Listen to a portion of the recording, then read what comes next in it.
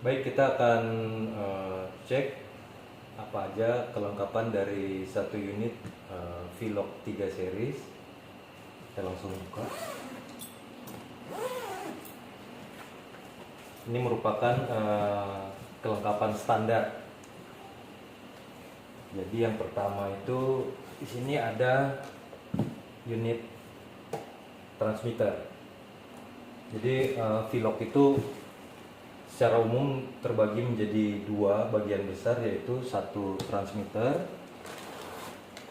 kemudian yang kedua satu buah receiver atau lebih umum kita sebutnya locatornya. Jadi ini adalah dua komponen utama untuk cable fault locator Vivax Metrotech. Oke, jadi sudah ada transmitter, sudah ada receiver, kemudian apalagi yang lainnya. Nah, ini aksesoris nanti pendukung kita. Yang selanjutnya itu adalah ground stake, jadi tongkat letter T ini. Jadi ini untuk ditanamkan ke tanah sebagai ground. Kemudian ada dua crocodile clamp cable. Nah, nanti dicapitkan ke tongkat ini. Yang hitam ke tongkat seperti ini nanti. Kemudian yang merah ini kita capitkan ke bagian logam dari kabel optik yang akan kita lacak. Nah, untuk receiver menggunakan baterai lithium. Jadi kalau baterai lithium bisa kita isi ulang, kita cas.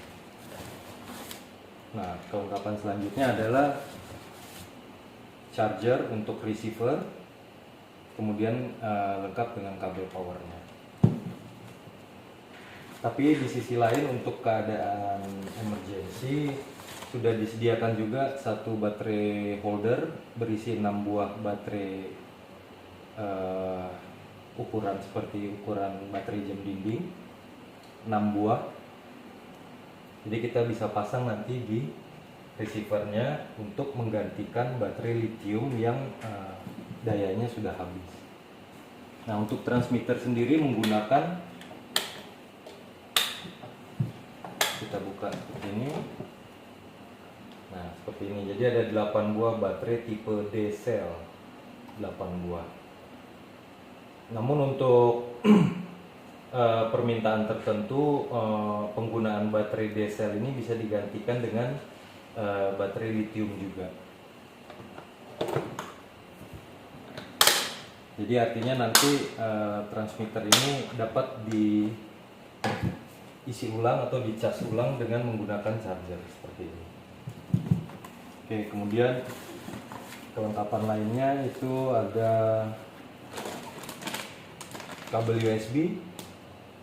Jadi dengan tipe mini USB ke Type A satu buah. Kemudian file kalibrasi, sertifikat kalibrasi, dan buku manual. Kemudian dilengkapi juga dengan tas.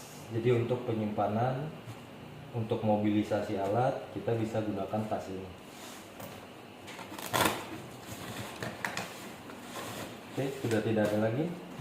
Jadi komponen atau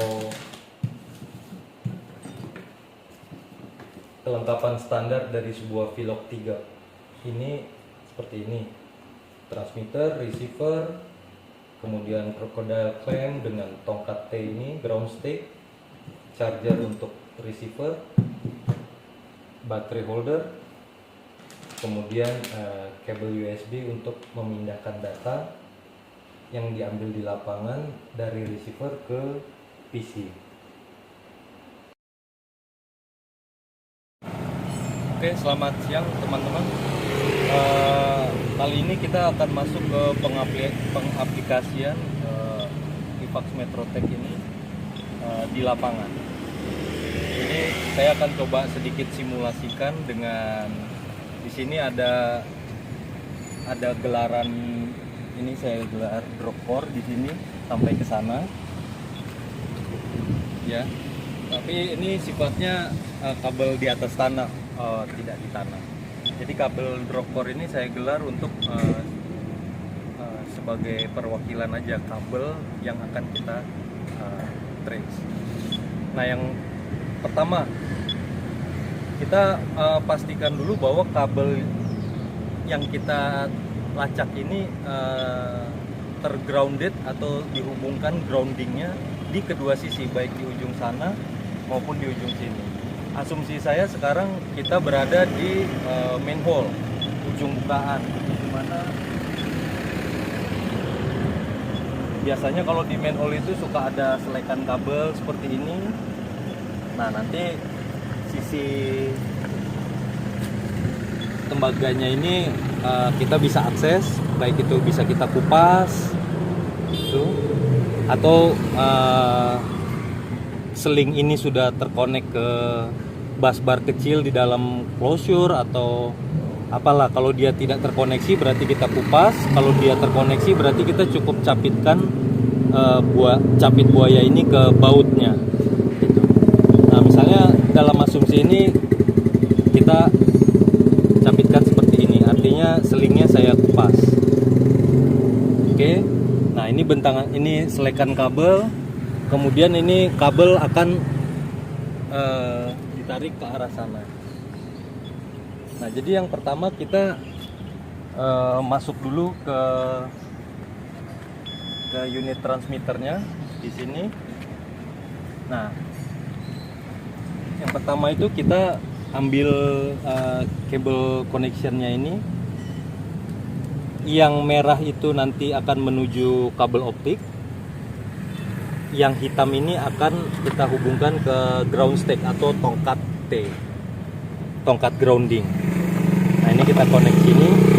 Diperhatikan aja ada 3 pin.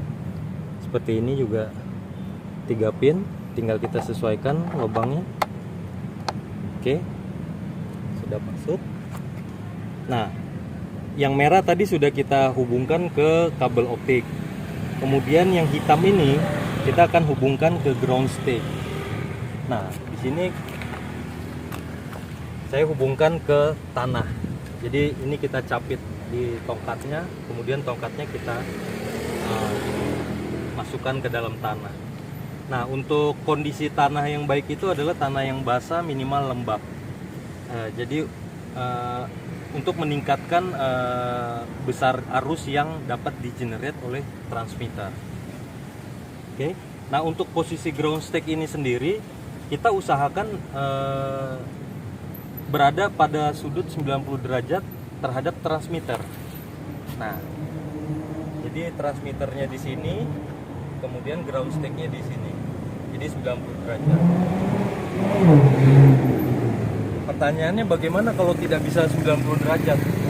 Tidak apa-apa, idealnya memang 90, tapi kalau 90 derajat tidak bisa dicapai, kita bisa agak geser ke sisi lainnya, di mana ada tanah bisa kita colokkan ground stake. Oke.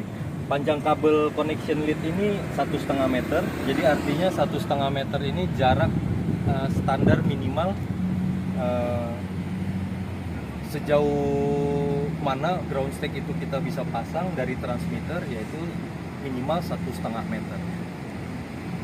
Setelah kita pastikan bahwa instalasi kabel kita sudah tergrounding, terhubung groundingnya di kedua sisi, di ujung sana maupun di ujung sini, kemudian ground stake dan kabel connection leadnya juga sudah kita install dengan benar, maka kita akan langsung ke transmitternya. Nah, untuk transmitter ini di sini ada untuk tombolnya seperti di sini, kemudian LCD. Nah, untuk tombolnya kita akan tahan tombol power ini 2-3 detik. Kemudian di sini nanti ada tombol pengaturan frekuensi berapa yang akan kita gunakan. Kemudian ini tombol information. Di sini ada tombol min plus berguna untuk fungsi pengurangan atau penambahan, misalnya kecerahan LCD, ataupun untuk turun atau naik menu di pilihan menu. Oke, saya tahan 2-3 detik.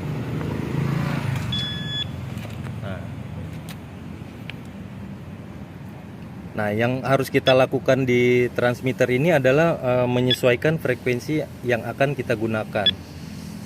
Itu di sini terlihat 83,1. Nah, ini frekuensi yang belum sesuai. Artinya kita harus pilih frekuensi medium, yaitu 32,8 kHz dengan cara menekan tombol F.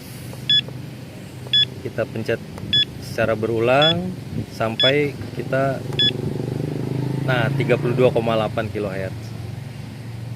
Oke, kita tunggu sebentar.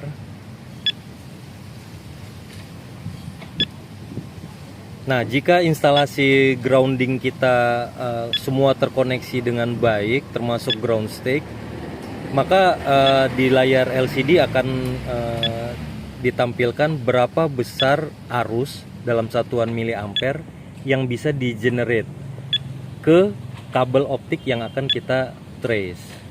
Nah, seandainya kabel kita tidak memiliki grounding yang baik atau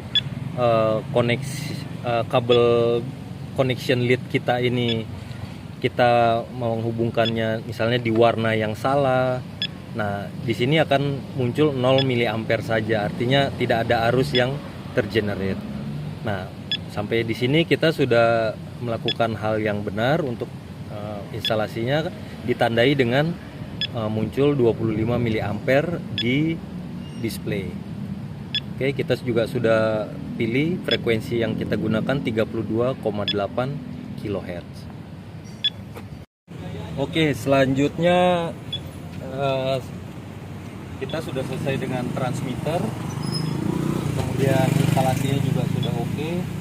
Tandanya itu di layar transmitter keluar 25 miliampere. Semakin besar miliampernya artinya koneksi grounding kita itu semakin baik. Nah, selanjutnya kita ke receiver. Di sini ada tombol-tombol ini tombol power, kemudian 2 tombol min plus, frekuensi, kemudian information, kemudian ini pemilihan mode. Nah, kita coba nyalakan dulu.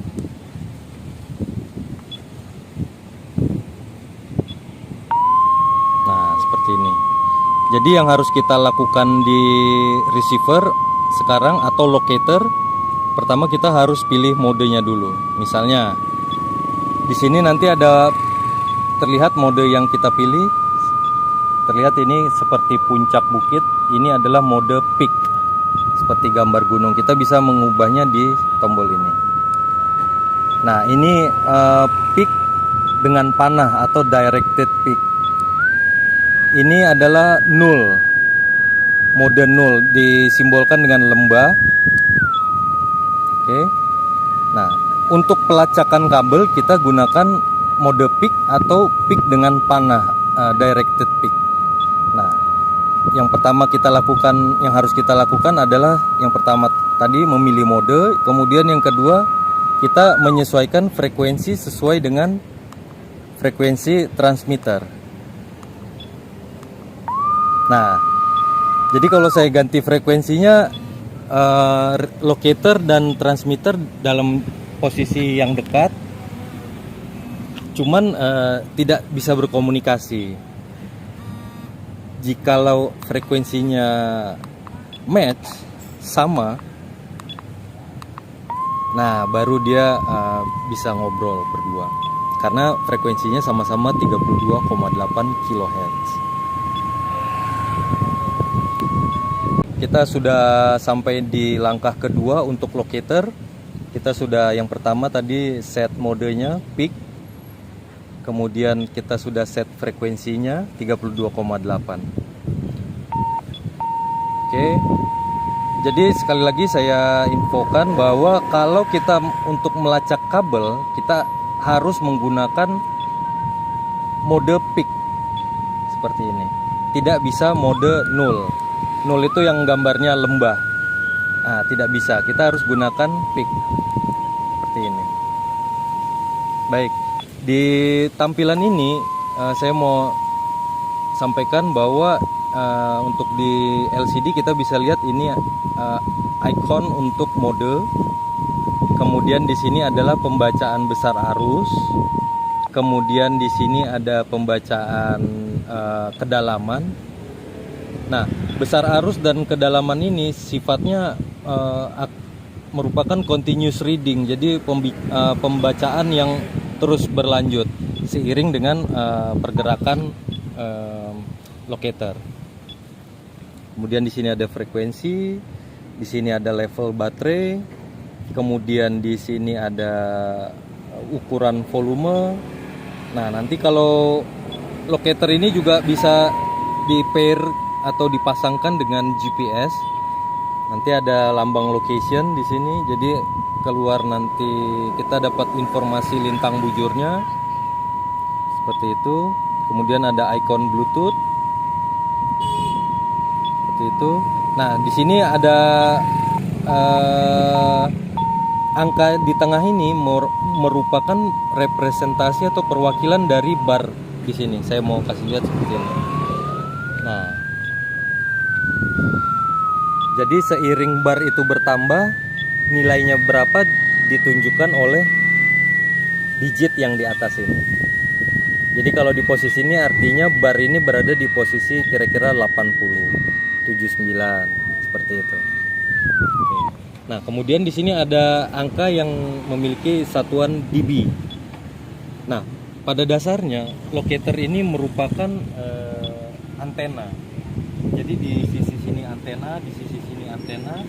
Nah, di tampilan ini yang memiliki satuan dB ini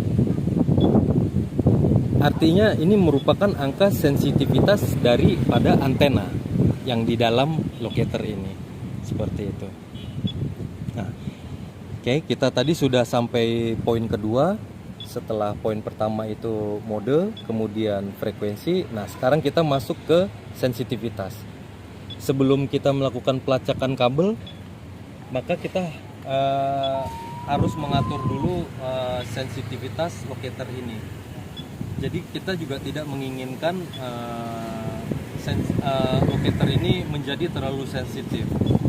Kalau locator ini terlalu sensitif, maka segala frekuensi yang ada di sekitar kita akan tertangkap. Nah, yang kita butuhkan itu adalah frekuensi optimal. Bagaimana caranya? Nanti kita lakukan di sana.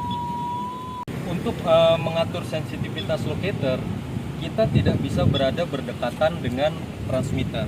Jadi antara locator dan transmitter tidak bisa berdekatan. Nah, kita harus menjauh kira-kira minimal 5 meter dari transmitter. Tujuannya apa? Supaya tidak ada interferensi via udara. Jadi yang kita inginkan dalam mengatur sensitivitas locator, sinyal yang didapat itu murni dari kabel, tidak ada sinyal yang didapat melalui interferensi udara. Maka kita harus pergi menjauh di arah kabel sejauh kira-kira minimal 5 meter. 10 meter akan lebih baik. Oke, kita menjauh.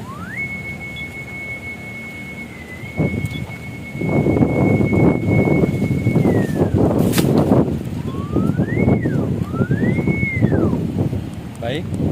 Nah, ini saya asumsikan jarak dari transmitter di sana sampai ke sini. Nah, itu sudah dalam jarak 5 meter, walaupun idealnya itu sebenarnya 10 meter.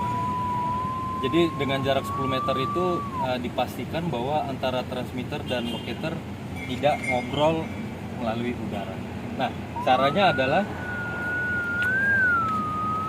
berhubung ini kabelnya kabel di atas tanah, kabel di atas tanah, caranya adalah sebetulnya kalau kabel ini ditanam, berarti kita harus letakkan transmitter di tanah seperti ini.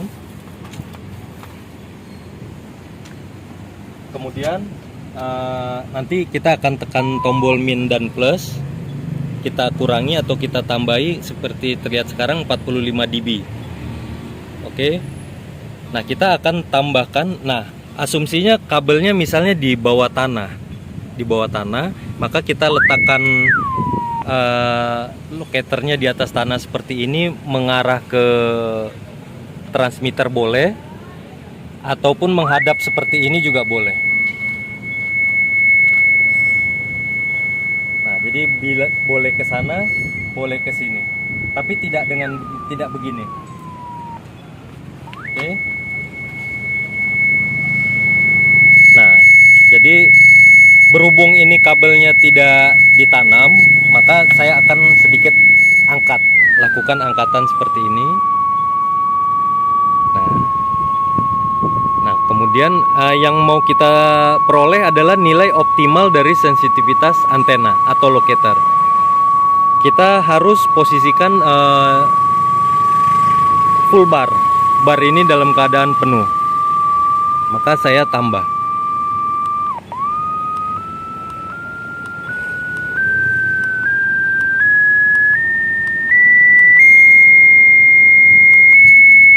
Nah, di sini angka 99 sudah mewakili 100%. Artinya sensitivitas kerja kita itu ada di 56 dB. Jadi kemanapun kita pergi, sensitivitas ini tidak kita set ulang, kita pertahankan di 56 dB. Oke. Nah, kita sudah sampai langkah ketiga. Dari saya ulas sedikit. Yang pertama itu mengatur mode, kedua mengatur frekuensi, ketiga mengatur sensitivitas locator. Baik, setelah tadi kita sudah selesai mengatur sensitivitas antena,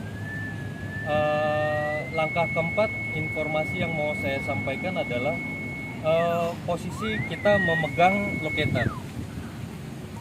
Jadi seandainya kabel berada di sini, kemudian locator kita pegang dengan arah seperti ini, maka gelombang elektromagnetik yang ada di kabel ini akan dipancarkan dengan pola seperti ini. Kemudian dari sisi sini juga ditangkap oleh sisi kiri dan kanan locator. Oleh karenanya respon locator akan menjadi saya sebut responnya positif, berbunyi kencang. Berbeda halnya dengan saya rubah sudutnya seperti ini. Nah, gelombang elektromagnetik tersebut akan ditangkap, akan kenanya di sisi depan dan belakang locator. Oleh karenanya locator tidak memiliki respon positif. Beda halnya dengan saya posisikan seperti ini. Baik, jadi kesimpulannya adalah dengan posisi seperti ini atau sebaliknya, kita akan mengetahui di titik mana kabel ini berbelok. Jadi kita bisa mengetahui arah kabel, belokan-belokan kabel.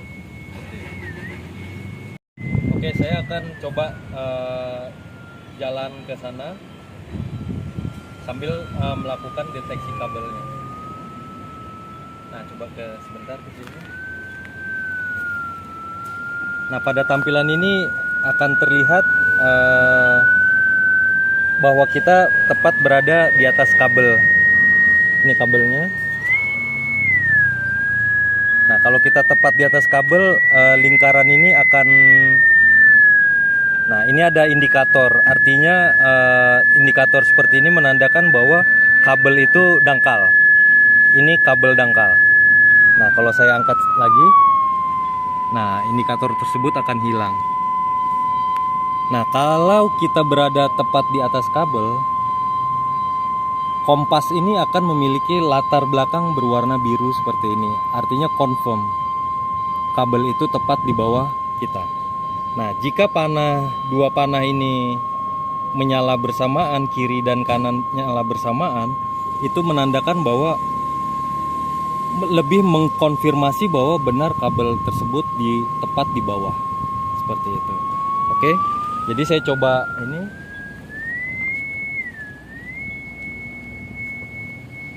Nah, pada saat saya berbelok atau menjauh, maka bunyinya akan responnya menjadi negatif. Jadi kita seharusnya menjadi notice bahwa kita menjauh dari kabel. Begitu kita kembali lagi ke sini, nah responnya akan kembali positif.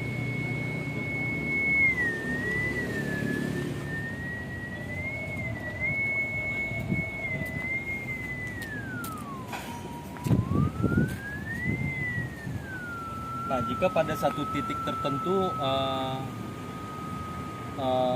kabel kita mengalami kabelnya putus, berarti indikasi yang bisa kita peroleh di lapangan adalah hilangnya bunyi atau respon positif dari locator ini. Nah, saya contohkan. Nah, ini titik akhirnya di sini. Kabel yang saya gelar ini titik akhirnya di sini.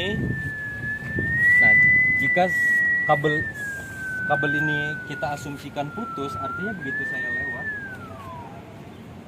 tidak akan ada lagi sinyal yang dideteksi oleh locator. Baik, selanjutnya adalah ke sini.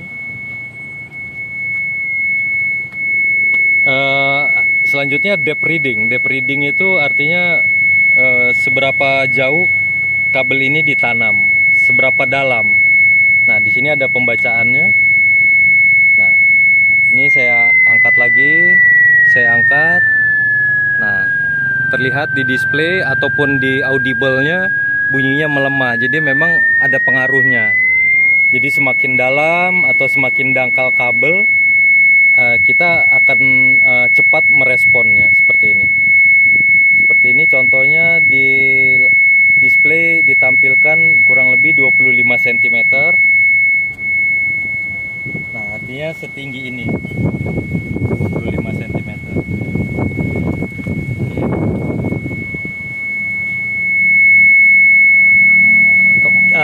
Kita bisa dapatkan informasi kedalaman itu, saya kurangi dulu ininya. Kita bisa dapatkan informasi kedalaman itu dengan membaca dari continuous reading ataupun dengan menekan tombol I, information. Nah, di sini juga akan ditampilkan pembacaan kedalaman dan pembacaan arus. Arus yang terbaca di titik sekarang ini, gitu. Oke, seperti itu. Nah, nanti jika sudah dipasangkan dengan GPS Bluetooth, di layar ini nanti akan terlihat lintang dan bujurnya. Lintang, kemudian bujur.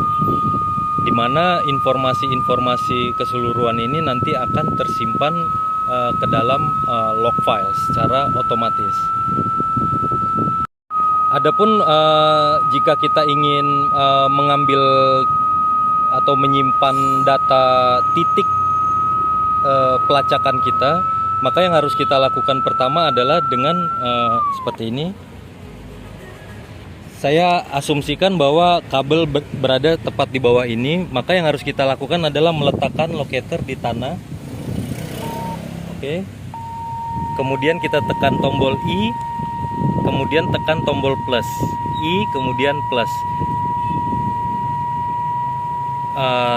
Begitu caranya untuk menyimpan datanya. Ini kita lihat sekarang sudah log 8, log file nomor 8.